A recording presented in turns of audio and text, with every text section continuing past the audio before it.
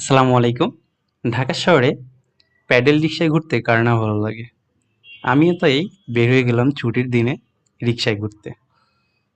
সুন্দর ওয়েদার, এর মধ্যেই চলে আসলাম রমনার বটমূল। সুন্দর ওয়েদার, সবুজ প্রকৃতি, এমনকি অনেকেই ঘুরতে আসছে এখানে।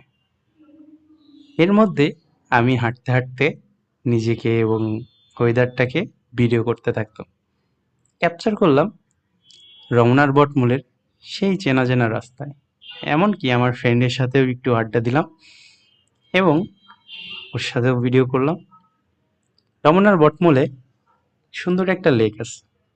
এই লেকে অনেকেই নৌকার বসে আড্ডা দেয়, এমনকি এইখানে নৌকা চালায়।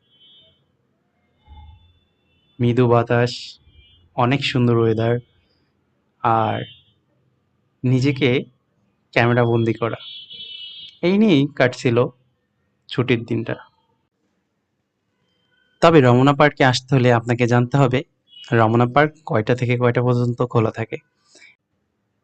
রমনা পার্কের মধ্যেই ছোট বাচ্চাদের খেলার জন্য অনেক সুন্দর একটা খেলা ঘর তৈরি করা আছে। এমনকি এটা সন্ধ্যার পরেও খোলা থাকে রাত ৮টা পর্যন্ত। সন্ধ্যার পরে এর ওয়েদার এবং লাইটগুলো অন করলে অনেক সুন্দর দেখায়। আপনারা এসে ঘুরে যেতে পারেন এই রমনা পার্কে।